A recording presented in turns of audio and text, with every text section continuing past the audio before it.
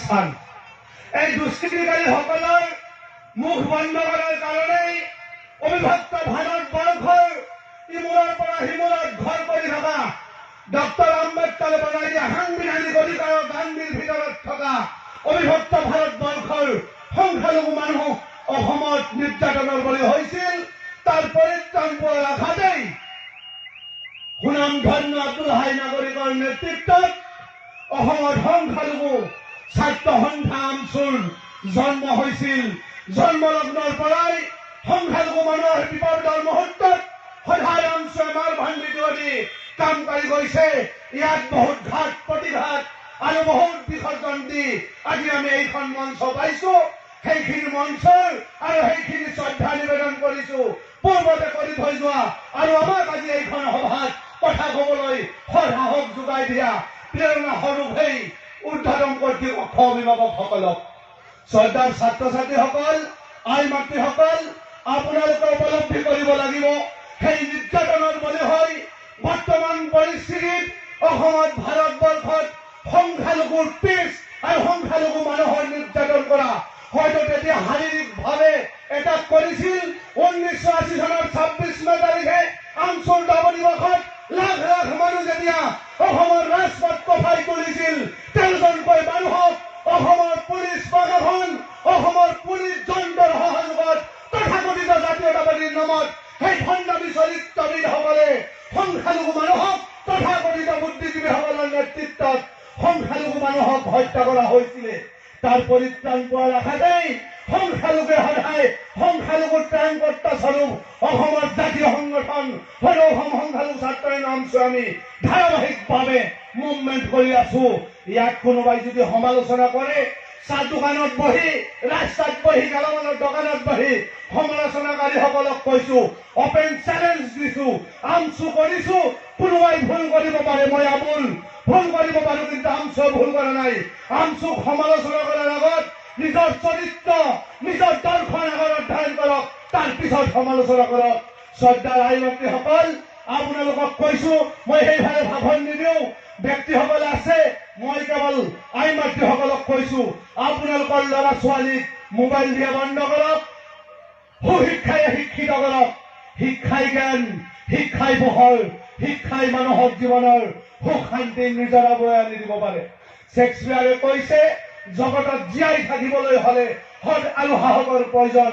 গতিকে আমাৰ সততা সাহস যদি নাথাকে, এই যিসকলে সংখ্যালঘু মানুহক সদায় নিৰ্যাতন কৰে সেইটো যদি আমি বন্ধ কৰিবলৈ যাওঁ, আমাৰ ল'ৰা ছোৱালীক যদি আমি সুশিক্ষাৰে শিক্ষিত নকৰো, আধ্যাত্মিক জ্ঞান যদি আমি দিব নোৱাৰো, আমাৰ জাতি এনেকুৱা হাজাৰ হাজাৰ লাখ লাখ সভাত ভাষণ শুনিলেও কোনো উপকৃত নহব।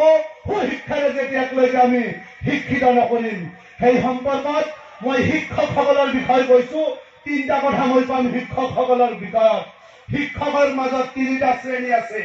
এটা হৈছে গুড শিক্ষক, মানে ভাল শিক্ষক, এটা হৈছে এক্সেলেন্ট শিক্ষক, এটা গুড শিক্ষক, এটা হৈছে জেনেৰেল শিক্ষক আৰু এটা হৈছে এক্সেলেন্ট শিক্ষক। এই 3টা শিক্ষকৰ মাজত খুব জেনেৰেল শিক্ষকটো হৈছে স্কুলত আহিব, আপোনাৰ আমাৰ ল'ৰা ছোৱালীক আমি পঢ়িবলৈ দিম, ক্লাছৰুমত আহি কব যে তোমালোকে লিখা পঢ়া কৰিছা নাই, ঘৰত অহাকালি কলেজত বা স্কুলত কি পঢ়ুৱাম সেইখিনি ঘৰত অধ্যয়ন কৰি আহি পিছদিনা ছাত্ৰ ছাত্ৰীসকলক দৰ্শন দিব, শিক্ষাৰ দৰ্শন।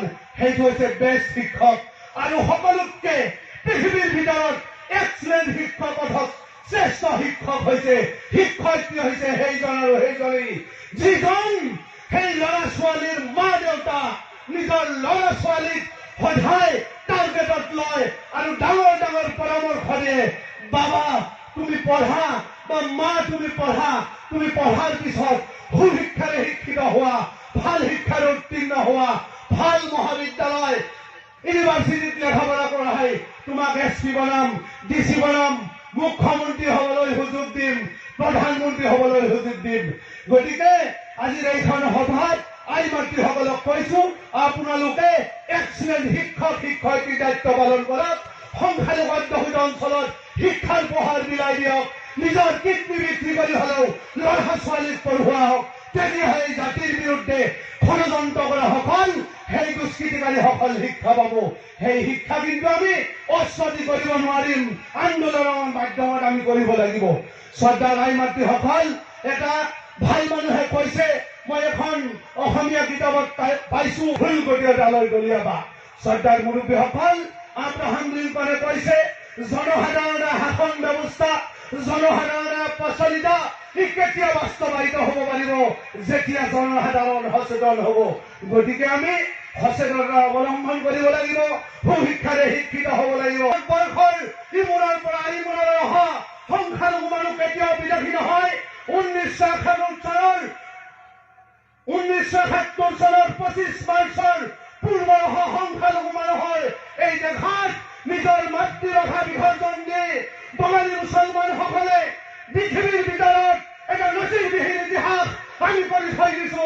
সেইটো হৈছে অসম আৰু অসমীয়াৰ স্বাৰ্থত নিজৰ মাতৃভাষা জলাঞ্জলি দি অসমীয়া ভাষা গ্ৰহণ কৰিছো, অসমীয়া কলা সংস্কৃতি আমি গ্ৰহণ কৰিছো। সেইখিনি কৰাৰ পিছত অসমৰ তথাকথিত সংবাদ জগতৰ কিছু ব্যক্তি, তথাকথিত বুদ্ধিজীৱীসকল, তথাকথিত ছাত্ৰ সন্তান, কিছু ব্যক্তিসকলৰ ওচৰত সাম্প্ৰদায়িক ৰাজনীতি কৰি অসমৰ সংখ্যালঘু মানুহক যদি বাংলাদেশীৰ লেবেল লগাব খোজে, আজিৰ সভাৰ জৰিয়তে মই সকীয়াই দিব বিচাৰিছো, ये देश किसी का बाप का देश नहीं है। इस देश में नरेंद्र मोदी का जितना ताल्लुकात है, इस देश में हमारे मुसलमान भाइयों को उतना ही ताल्लुकात है। ये देश है, कोई किसी हमको जुदा नहीं कर सकता। इस देश की धरती के साथ, इस देश की ताल्लुकात के साथ हमारी मुल्क जुड़ा हुआ है। अरे भाई, मुसलमानों को टारगेट बना के तुम लोग बोलती हो इस रूम में बैठ के मीडिया वालों की अखबार के सामने, आसाम की मस्जिद मदरसा में टेररिस्ट है, उग्रवाद है। मैं चैलेंज करती हूँ, मछली के साथ जैसा पानी की संपर्क है, उतना ही मस्जिद और मदरसा के साथ मुसलमान की ताल्लुकात है। ये ताल्लुकात हमेशा रहेगा, हमेशा रहेगी। इस देश में भारत स्वाधीनता की समय अंग्रेज के खिलाफ लड़ाई की जंग में महात्मा गांधी, जवाहरलाल नेहरू, अशफाकुल्ला खान এখেতসকলৰ ভূমিকা আপোনালোকে নুই কৰিব নোৱাৰে। সেইকাৰণে কৈছো, মুছলমানৰ সংখ্যালঘু মানুহৰ ভাৰত স্বাধীনতা আন্দোলনত হাজাৰ হাজাৰ লাখ লাখ সংখ্যালঘু মানুহ, মুছলমান মানুহ শ্বহীদ হোৱাৰ পিছতো ভাৰতবৰ্ষৰ বুৰঞ্জীৰ ইতিহাস পাৰ কৰি দিয়া হৈছে। কোনোবাই কয় অসমত प्रवीण भाई तोहरिया भी नहीं, संवाददाता কৈছিল, असम में जितना हिंदू घुस पे दिया है उसको शरणार्थी की मर्यादा दिया जाए, और जितना मुसलमान है उसको त्रिशूल लगा के भगा दिया जाए। अरे भाई, लसायो तुमको चेतावनी देते हुए सभा के जरिए हम लोग इसी का धरती का साथ जुड़ा हुआ है। इस जमीन कूद के देखो, ये जमीन का नीचे मुसलमान की लहू है। हम लोग देशद्रोही नहीं है, इस देश के साथ हमारी ताल्लुकात है, पहले था, है और रहेगा अगला दिनों में। सरदार मुरब्बी অসমৰ ভাষা সংস্কৃতি বিসৰ্জন কৰি, অসমীয়া জাতিৰ মাজত বিভাজন কৰি, মুছলমানক টাৰ্গেট কৰি ৰাজনীতি কৰি আছে। সেইসকলক ননচেন্স বিধায়ক, শিলাদিত্যক, কুলংগাৰ বিধায়ক মন্ত্ৰী অসমৰ হিমন্ত বিশ্ব শৰ্মাক সংবাদ বন্ধ হ'বলৈ আছে। সভাৰ জৰিয়তে সকলোৱে দিব বিচাৰিছো, এই দেশত সৰ্বানন্দ সোণোৱালৰ যিমান অধিকাৰ আছে, অসমৰ এজন ঠেলাৱালা ৰিক্সাৱালাৰ সিমান অধিকাৰ 1971 চনৰ 25 মাৰ্চৰ পূৰ্বৰ এজন ঠেলাৱালা ৰিক্সাৱালাৰ সিমান অধিকাৰ আছে।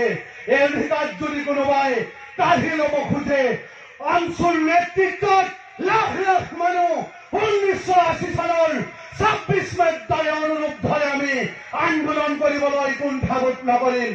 এইখিনি সকিয়নি প্ৰদান কৰিছো অসম চৰকাৰক। আৰু অসমীয়া ভাষা, অসমীয়া সংস্কৃতি, অসমীয়া আই মাতৃৰ হৈ আমি এষাৰ কথা কৈছো, আমি ইছলাম ধৰ্মাৱলম্বী মানুহ, আমি বড়োৰ বিৰুদ্ধে নহয়, আমি তিৱাৰ বিৰুদ্ধে নহয়, আমি মিচিঙৰ বিৰুদ্ধে নহয়, আমি গাৰোৰ বিৰুদ্ধে নহয়, আমি বঙালী হিন্দুৰ বিৰুদ্ধে নহয়, আমি অসমীয়াৰ স্বাৰ্থত অসমৰ সংখ্যালঘু অসমীয়া খিনিত যদি কোনোবাই স্বাধীনতা কাঢ়ি ল'ব খোজে, কোনো পৰ্যায়ে আমি মানি নলওঁ প্ৰয়োজন সাপেক্ষে আমচুৰ নেতৃত্বত আপোনালোকে ৰাজপথ ব্লক কৰি দিবলৈ কুণ্ঠাবোধ কৰিব নালাগিব হৰ সাহস আপোনালোকৰ থাকিব লাগিব কেৱল মাত্ৰ ৰাজনীতিক জিন্দাবাদ মাৰি ৰিচাৰ্জ কাৰ্ডৰ দৰে বিক্ৰী হলেই নহব শ্ৰদ্ধাৰ মুৰব্বীসকল আমি উপযুক্ত নেতা বনাব পৰা নাই যাৰ কাৰণেই ভাৰতবৰ্ষ স্বাধীনতাৰ পিছত অসমত ৰাজনীতিৰ ক্ষেত্ৰত সংখ্যালঘু মানুহৰ হৈ এছেম্বলিত বা পাৰ্লামেণ্টত সৎ সাহসেৰে নিজৰ বুকু ভিন্দাই কথা কয় পাৰফেক্ট উপযুক্ত নেতা আমি বনাব পৰা নাই পঠিয়াব পৰা নাই শ্ৰদ্ধাৰ মাতৃসকল এজন দলখনে কৈছে विशिष्ट दर्शन दार्शनिक कैसे रास्ते पे और रूट पे सड़क पे कॉलेज और स्कूल के सामने जो लड़का लाशरा घूमते हैं वो कभी और इंसान नहीं बनता मैं इस सभा के जरिए मेरी बहनों को मैं गुजारिश करती हूँ अपील करती हूँ जो लड़का कॉलेज की और रूट की रास्ते पे घूमता है वो लड़का के साथ प्रेम मत करो प्रेम करो दो चीजों से एक अच्छा इंसान और मृत्यु के साथ শ্ৰদ্ধাৰ মুৰব্বীসকল মই ভাষণ দীঘলীয়া নকৰো অনাগত দিনত আপোনালোকৰ আশীৰ্বাদ বিচাৰিছো মই দুটা কথাই কম ক'ব লাগিব সেই শব্দটো শেষত কৈ মই শেষ কৰিম তাৰ আগত মই কম religion is nothing not down to education our society knowledge is power knowledge is life. Thank you so much, all of you. Jai Hum, Jai Hum, Jai Hum. Am Sujindabad, Am Sujindabad, Am Sujindabad. Ohai 11 তাৰিখত কলকাছিয়া জনতাৰ বিক্ষোভত অসমৰ শিল্পী সাহিত্যিক একত্ৰিত হৈ আমচুৰ পতাকাৰ তলত লক্ষ লক্ষ মানুহ আমি টাৰ্গেট কৰিছো লাগি আছো লাগি থাকিম অসমাই মাতৃৰ কাৰণে জননী জন্মভূমি স্বৰ্গদপি গৰিয়সী মন্ত্ৰক আমি শ্ৰদ্ধা কৰো এই আমাৰ ধৰ্মৰ নিৰ্দেশ ধন্যবাদ আসসালামু আলাইকুম নমস্কাৰ জয় হিন্দ।